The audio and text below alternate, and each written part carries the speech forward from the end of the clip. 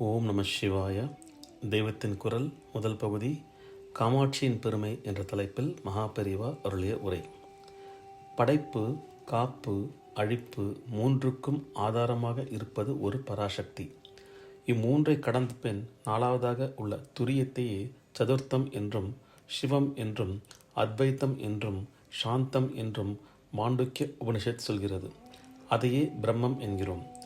அதைத் தவிர இரண்டாவதாக வேறெதும் இல்லாததால் அது அத்வைத்தம். அப்போது அதற்கு நிறமும் இல்லை, சுத்த ஸ்பட்டிகமாக இருக்கிறது.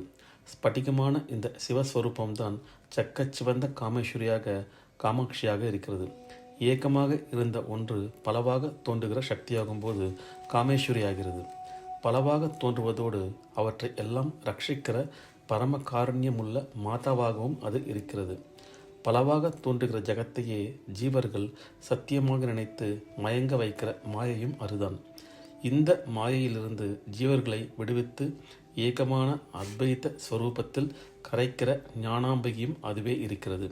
அதன் மகிமை இப்படி நம்மால் புரிந்து கொள்ள முடியாதபடி பல தினுசாக இருக்கிறது. பிரம்மம் துரியம் என்றால் சாக்ஷாத் அந்த பிரம்மத்தின் சக்தியான காமாட்சியும் துரிய வஸ்துவாகத்தான் இருக்கிறாள். துரியா காபித்வம் என்று ஆதி சங்கராச்சாரியால் அவளையே சௌந்தரிய லகரியில் சொல்கிறார். சிருஷ்டி, ஸ்திதி, சம்ஹாரம் இவற்றுக்கு அப்பாற்பட்டு செயலற்று இருப்பது பிரம்மமான சிவஸ்வரூபம். சிருஷ்டி, ஸ்திதி, சம்ஹாரம் இவை மூன்றையுமே சேவித்து கொண்டும் அவற்றால் பாதிக்கப்படாமல் அவற்றை கடந்து அதீதமாக நிற்பது பராசக்தியான காமேஸ்வரி. இந்த மூன்று தொழிலும் அவளுடைய மாயை. இந்த மாயையால் தான் அகில சராச்சரங்களையும் ஆட்டி வைக்கிறாள். மகா மாயா விஸ்வம் பிரமயசி என்கிறார் சௌந்தரலகரியில். மகா மாயையானாலும் உண்மையில் அவளே பரபிரம்ம மகிஷி, சாக்ஷாத் பிரம்மத்தின் பட்ட மகிழ்ச்சி என்கிறார். தன்னை தவிர வேறில்லாத பிரம்மத்துக்கு எப்படி பத்தினி இருக்க முடியும் என்று தோன்றுகிறது. பிரம்மத்திலிருந்து தானே இத்தனை தோற்றங்களும் வந்திருக்கின்றன.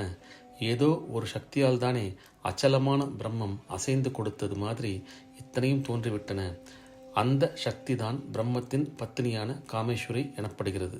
அன்பே உருவான ஒரு பெற்ற தாயாருக்கு மேலாக அந்த பராசக்தி அனுகிரகம் செய்வதை பிரத்யட்சமாக அனுபவித்த மகான்கள் அதை காமேஸ்வரியாக வர்ணிக்கிறார்கள்.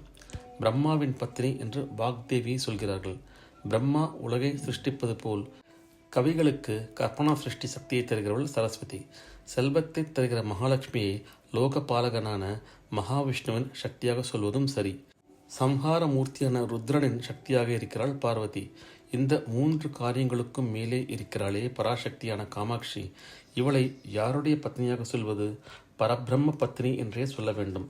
குணமும் கிரியையும் இல்லாத சாந்தமயமான பிரம்ம பத்னியாகவும் இருக்கிறாள்.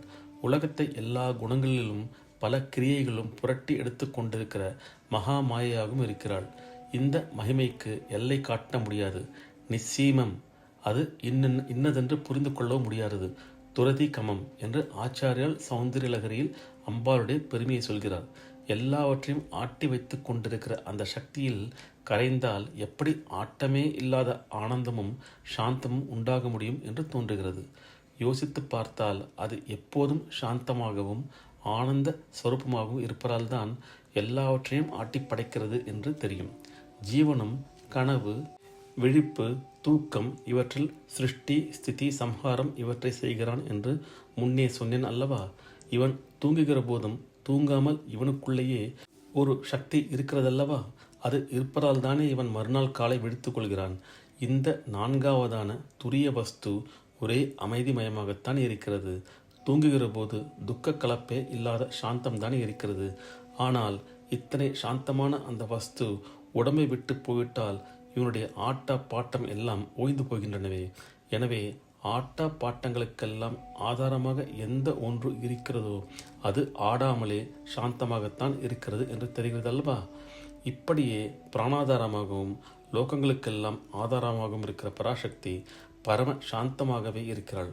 அவளிடம் பக்தி வைத்து நம்மை அவளுக்குள் கரைத்து கொண்டால் பரம சாந்தியை பெறுவோம். ஓம் நம சிவாய. இந்த அருள் உரையின் தொடர்ச்சி அடுத்த பதிவில் காணலாம். ஓம் நம சிவாய. ஹர ஹர சங்கர, ஜெய ஜெயசங்கர, காஞ்சி சங்கர, காமகோட்டி சங்கர.